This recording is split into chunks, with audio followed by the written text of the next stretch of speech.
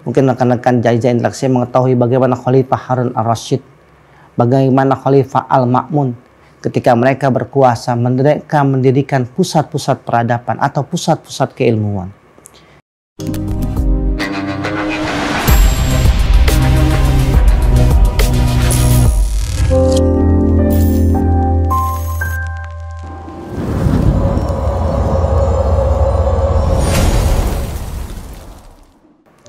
Bismillahirrahmanirrahim. Assalamualaikum warahmatullahi wabarakatuh. Alhamdulillahirabbil alamin. Wa bihi nasta'inu ala umuri dunya waddin. Wassalatu wassalamu ala asyrafil anbiya'i wal mursalin wa ala alihi wa ashabihi ajma'in. Amma ba'du. Alhamdulillah, pertama-tama marilah kita panjatkan pujian puji syukur kita atas kehadiran Allah Subhanahu wa taala. Yang mana pada kesempatan hari ini, kesempatan sekarang ini, kita bisa bersama-sama kembali berkunjung, saling tukar pikiran, menambah ilmu dalam sejarah-sejarah kehidupan manusia, terutama tentang sejarah kehidupan umat Islam. Salawat beriring salam marilah kita haturkan, kita junjungkan kepada Nabi kita, Nabi Muhammad SAW. Sahabat Jaiza Interaksi yang saya cintai, perkenalkan, nama saya Ihsan Ahmadi. Saya pengajar sejarah kebudayaan Islam di Pondok Pesantren Dar El Qalam 3 Kampus Jaiza, yang mana pada kesempatan ini saya akan mulai kembali membahas eksistensi keilmuan di era dinasti Abbasiyah. A'udzubillahi minasyaitonirrajim. Bismillahirrahmanirrahim. Rabbi habli hukmau wa hikni bisolihin, yang artinya Nabi Ibrahim pernah berdoa, ya Allah, berikanlah kepadaku ilmu dan masukkanlah aku ke dalam golongan orang-orang yang soleh. Surat Asy-Syu'ara ayat 83. Mungkin teman-teman sudah mengetahui siapakah pendiri Facebook, siapakah yang memiliki WhatsApp sekarang. Dia adalah seorang Mark Zuckerberg. Dalam suatu pertemuan, banyak orang yang memang mengidolakan Mark. Kenapa? Karena kehebatan dari keilmuan yang Mark Zuckerberg dapati. Tapi dalam sesi pertanyaan tersebut, ia pernah mengatakan, saya heran, ada orang-orang yang mengidolakan saya. Padahal saya sangat mengidolakan ilmuwan muslim yang bernama Al-Khwarizmi. Kenapa? Karena tanpa algoritma dan aljabar, maka jangan pernah bermimpi akan ada yang namanya Facebook, WhatsApp, mungkin dulu adanya BBM, Line, games, dan bahkan komputer. Kalau kita membahas tentang Al-Khwarizmi, maka kita akan mengingat kembali bagaimana kesuksesan The Golden Age di era dinasti Abbasiyah. Dinasti Abbasiyah memang dikenal dengan peradaban, kemajuan ilmu pengetahuan, dan peradaban Islam. Kenapa? Karena di masanya banyak sekali ilmuwan dan juga cendekiawan Muslim Islam yang lahir berkat peradaban yang mementingkan ilmu pengetahuan. Dinasti Abbasiyah berdiri karena mampu bertahan selama kurang lebih 5 abad atau 500 tahun lamanya. Belajar dari pengalaman bagaimana dinasti Umayyah ketika mereka berkuasa, mereka hanya mementingkan perluasan wilayah kekuasaan. Ditambah lagi dinasti Abbasiyah membuat faktor atau membuat tiang ataupun pondasi-pondasi ketika akan mendirikan suatu kekuatan baru, suatu kerajaan baru yang kita kenal dengan Daulah Abbasiyah atau dinasti Abbasiyah. Rekan-rekan Jaiza Interaksi, dilansir dalam buku Selayang Pandang Dinasti Abbasiyah karya Rezim Azid, salah satu kemajuan dinasti Abbasiyah adalah yang mengantarkan dinasti Abbasiyah dalam puncak kejayaannya adalah usaha untuk menerjemahkan buku-buku barat berasal dari Yunani dan juga Persia ke dalam bahasa Arab. Pada zaman dinasti Abbasiyah banyak gerakan menerjemahkan ilmu-ilmu pengetahuan yang bukan berasal dari Jazirah Arab, tapi dikembangkan, diterjemahkan ke dalam bahasa Arab, sehingga di zaman dinasti Abbasiyah tambah lagi para pemimpin-pemimpinnya mulai apa? Mulai memperdalam atau menggerakkan tentang sumber-sumber ilmu pengetahuan. Mungkin rekan-rekan Jaiza Interaksi mengetahui bagaimana Khalifah Harun al-Rasyid, bagaimana Khalifah Al-Ma'mun ketika mereka berkuasa, mereka mendirikan pusat-pusat peradaban atau pusat-pusat keilmuan. Zaman Khalifah Al-Ma'mun, beliau mendirikan Baitul Hikmah.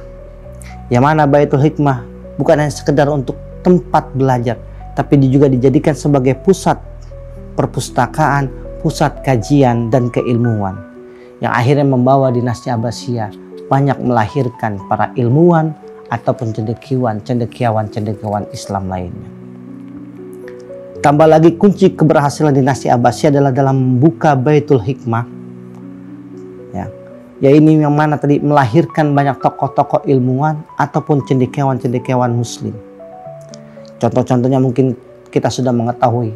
Tadi di awal saya sudah menyampaikan bagaimana Al-Khwarizmi, seorang ilmuwan muslim dalam bidang aljabar, yang memang keilmuannya sampai sekarang bisa kita manfaatkan luar biasa.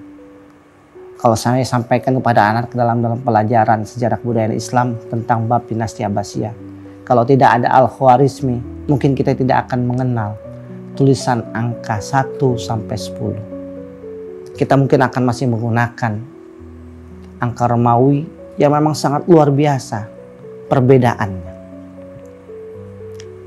Tambah lagi bagaimana seorang Ibnu Battuta dalam ilmu sejarah di zaman dinasti Abbasiyah melakukan perjalanan mengelilingi dunia. Beliau seorang Ibnu Battuta tidak lagi mencatat tentang sejarah Nabawi, tapi mulai mencatat tentang sejarah peradaban manusia. Mengelilingi dunia hampir kurang lebih selama 28 tahun lamanya. Mulai dari Arab ke Maroko, lalu ke Afrika, ke Asia, bahkan sampai ke Cina. Itulah yang dilakukan seorang Ibnu Battuta dalam melahirkan karya-karyanya dan akhirnya mencatat perjalanannya dalam suatu buku yang bernama Rihlah Ibnu Battuta. Teman-teman Jaiza Inteleksia yang saya cintai, tambah lagi ada beberapa faktor yang menjadikan dinasti Abbasiyah mampu berjaya selama kurang lebih 500 tahun. Faktor yang pertama adalah terjadinya asimilasi antar bangsa dengan bangsa Arab dengan bangsa-bangsa lainnya, yang lebih dahulu mendalami dalam perkembangan ilmu pengetahuan. Karena berkat keberhasilan penyebaran Islam ke berbagai wilayah baru, akhirnya Islam bertemu dengan budaya-budaya yang memiliki khazanah pengetahuan yang luar biasa. Faktor inilah akhirnya mendorong lahirnya ilmu pengetahuan. Yang kedua, kemajemukan dalam pemerintahan dan juga politik yang berguna untuk mengokohkan dinasti Abbasiyah dalam mengambil strategi yang berbeda dengan dinasti Umayyah. Yang ini dengan menggunakan dua metode. Yang pertama, menerapkan sistem pemerintahan Persia sekaligus memasukkan orang-orang Persia dalam struktur kepemerintahan mereka. Yang kedua adalah melakukan kawin silang dengan wanita-wanita Persia. Karena dengan pernikahan ini salah satunya adalah melahirkan khalifah-khalifah yang baru, yaitu Al-Ma'mun. Dan pada masa itu pula dinasti Abbasiyah membuka ruang yang luas bagi orang-orang di luar Arab. Di poin kedua ini mungkin dinasti Abbasiyah belajar bagaimana pengalaman yang mereka ambil dari dinasti Umayyah.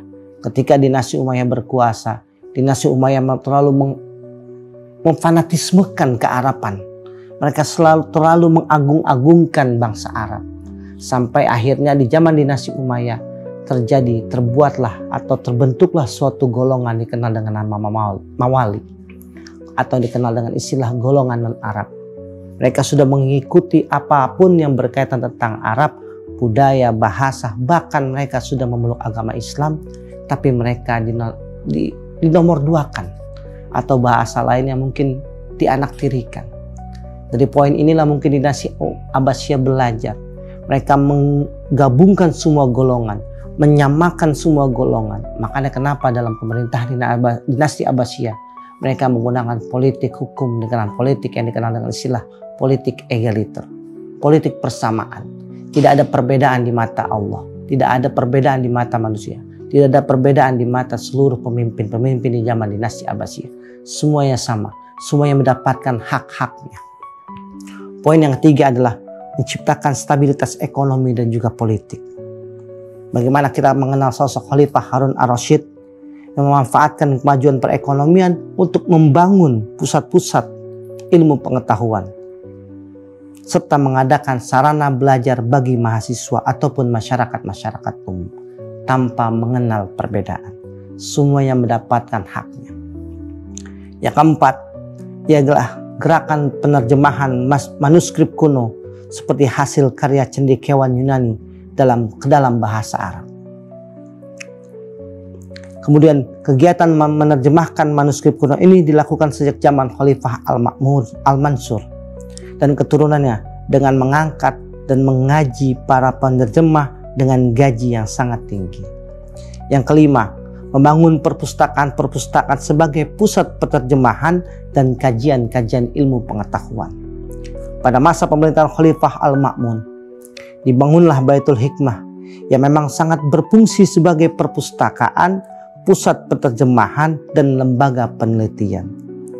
Karena dari sinilah akhirnya lahirlah para tadi saya katakan ilmuwan, cendekiawan muslim yang memang sampai sekarang kita masih bisa manfaatkan, masih bisa merasakan hasil karya-karya mereka. Karena di zaman dinasti Abbasiyah mungkin rekan-rekan jai-jai saya mengetahui lahirlah para mazhab-mazhab fikih yang memang kita kenal, mulai dari Hambali, Hanafi, Syafi'i. Lalu para periwayat hadis Nabi, Bukhari, Muslim, Abu Dawud, dan Tirmizi. Dan sumber-sumber ilmu pengetahuan yang lainnya, baik dari ilmu fisika, ilmu kimia, sampai hal-hal yang memang menjadi fundamental bagi kehidupan berbangsa dan juga beragama dalam agama, khususnya agama Islam. Dari 5 faktor tadi, ini adalah menurut buku pendidikan agama Islam yang berbasis Islam kontemporer, perspektif ilmuwan, perspektif Indonesia karya Afiful Ikhwan. Faktor kejayaan bagi Abbasiyah disebabkan karena dinasti ini lebih fokus dalam pembinaan peradaban dan kebudayaan Islam daripada perluasan wilayah. Kenapa? Karena tadi mereka sudah belajar dari pengalaman yang dilakukan sebelum zaman dinasti Umayyah. Zaman dinasti Umayyah mereka hanya fokus dalam perluasan wilayah kekuasaan. Memang banyak ulama-ulama lahir, ilmuwan-ilmuwan lahir juga di zaman dinasti Umayyah. Tapi ketika dinasti Abbasiyah berkuasa, mereka lebih hebat kembali, lebih memperluas, memperdalam pusat-pusat ataupun ilmu-ilmu pengetahuan yang mana akhirnya membawa mereka berkuasa kurang lebih selama 500 tahun ataupun 5 abad lamanya. Mungkin kalau bisa saya mengutip dalam suatu surat Al-Maryam yang berbunyi, walam akum bidu'aika rabbi syaqiyya. Di sini adalah ayat ketika Nabi Zakaria berdoa kepada Allah, ya Allah, rambutku telah beruban, tapi aku tidak pernah lupa untuk selalu meminta kepadamu, selalu berdoa kepadamu. Dari apa yang telah kita bahas pada kesempatan kali ini, di akhir sesi ini mungkin saya ingin menyampaikan bahwasanya tidak ada perbatasan ataupun batasan usia dalam menuntut ilmu. Seperti tadi saya sampaikan, walam akum bidu'aika rabbi syaqiyya. Walaupun rambutku telah beruban, tubuhku telah lemah, tapi aku tidak pernah lelah untuk meminta kepadamu ya Allah. Apa? Meminta segala apa yang memang kita inginkan, terutama dalam ilmu pengetahuan. Mungkin hanya ini yang dapat saya sampaikan, kurang lebihnya saya mohon maaf. Apabila ada perkataan atau penyampaian yang memang belum tepat atau memang salah, itu datang dari saya. Tapi apabila ada kata-kata yang memang benar dan memang bisa kita ambil hikmahnya, itu datang dari Allah. Sekian kurang lebihnya saya mohon maaf. Wabillahi taufiq wal hidayah. Walafu minkum. Assalamualaikum warahmatullahi wabarakatuh. Jai-jai inteleksia, membaca, berpikir, dan berkarya.